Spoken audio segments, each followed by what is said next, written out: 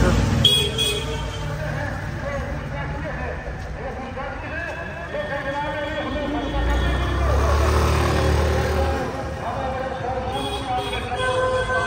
रहा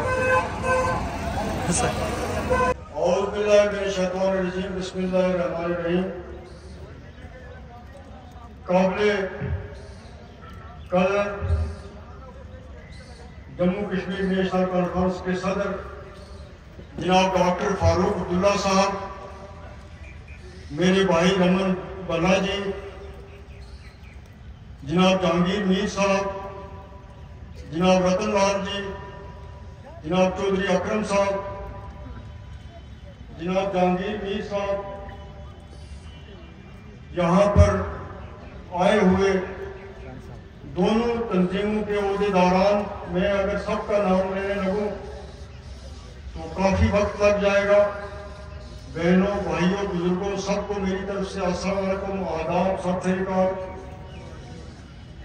पहले तो मैं माजूद हुआ हूँ कि हमें यहाँ आने में देर हो गई और आप इतने जज्बे से, इतने प्यार से, इतनी मोहब्बत से सुबह से हमारा इंतजार कर रहे हैं। इसके लिए हम जितना भी शुक्रिया करें वो कम है। यही मोहब्बत जो आपकी है, यही हमारा वोट है। इससे ज्यादा और कोई चीज उसका सबूत नहीं मांगती है। मैं जहांगीर मीर साहब का और रमन बल्ला साहब का भी मशकूर हूँ, इनकी पार्टी का भी मशकूर हूँ। कभी कभी कुछ चीजें ऐसी होती हैं इस इलेक्शन के टाइम पे कि एक आदमी को दूसरे आदमी का चेहरा पसंद नहीं होता। ये हर जगह होता है, ये सिर्फ आपके पुंछ में नहीं होता है, ये मेरे कमेंट में भी होता है, गाजियाबाद में भी होता है, जम्मू में भी होता है, हर जगह होता है। तो आपसी रंजिशें होती हैं, इसमें कोई शक नहीं है।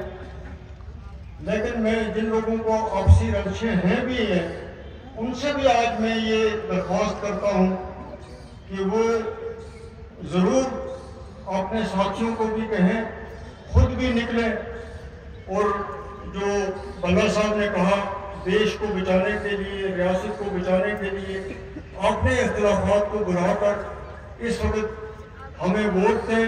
आपके वोट की ज़रूरत है। बाकी इख्तिलाफात होते रहते हैं, अभी पंचायत के इलेक्शन भी आएंगे, बीडीसी के भी आएंगे, बीडीसी के भी आएंगे, असेंबली के भी आएंगे। तो अभी काफी वक्त है उनको उन चीजों को बढ़ावा देने के लिए। लेकिन इस वक्त जो वक्त है, खासतौर पर मैं पुंछ के हवेली का एजेंसी के लोगों से अपील करता हूँ कि वो इस वक्त के हालात को देखते हुए हमारा साथ दें। ये बहुत जरूरी है, मैं उन सबसे अपील करता हूँ। आप जो पुरुष डोरी वाले लोग हैं, आपको पता है कि इस इलेक्शन को बिला वजह पोस्टपोन किया गया। ये कहा गया कि एक सड़क पे पस्सी आ गई है, इसलिए पूरे पार्लियामेंट इलेक्शन जो है उसको आप पोस्टपोन कर दो। ये तारीख में कभी नहीं हुआ। इसकी मिसाल नहीं कभी आपको मिलेगी कि पस्सी, उस पस्सी से, मुगल रोड की पस्सी से जो आई भी नहीं थी, लेकिन उससे किसी ने भी पार वोट देने नहीं जाना था, न शुक्रिया से जहां वोट देने किसी ने आना था। लेकिन बहाना था आपको तंग करने का, क्योंकि आप उन लोगों के साथ न पहले चले न अब चले। फिर आपकी जो कॉन्सेंसी बनाई गई,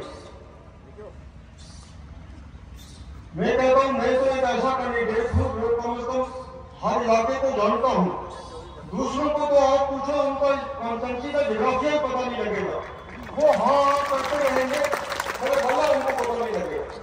ये मुझे इस कॉन्सेंसी में आकर ये एहसास हुआ। मैंने पहले भी कहा कि इस कॉन्सेंसी को जिस तरीके से बनाया गया है, वो जो BBC लंदन की चैनल है या वो डिस्कवरी चैनल है, उसको इस कॉन्सेंसी पे भी एक डॉक्यूमेंट्री बनानी चाहिए।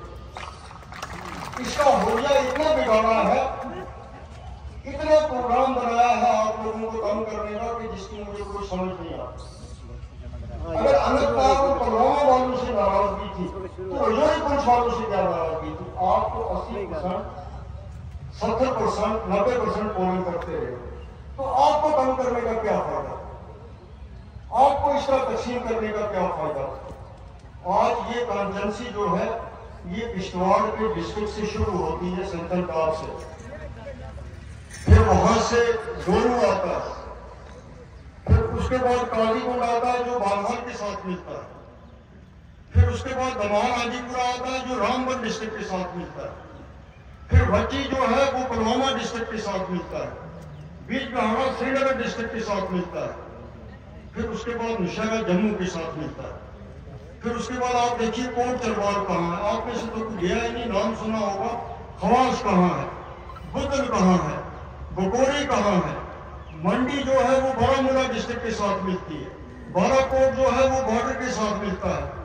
तो यहाँ कैंडिडेट क्या करेगा तो वोटर क्या करेगा? तो चलो मेरा जैसा होगा तो कोई वापस जाता होगा, आप बोल देंगे यार उसको बोल देना फलानी मसला था या कागज वागज को कहीं से लिखवा रहा, वरना यहाँ किसी की पेश नहीं लगेगी। इस तरीके से बनाई गई, यानी कोई जिसका कोई जवाब नहीं, कोई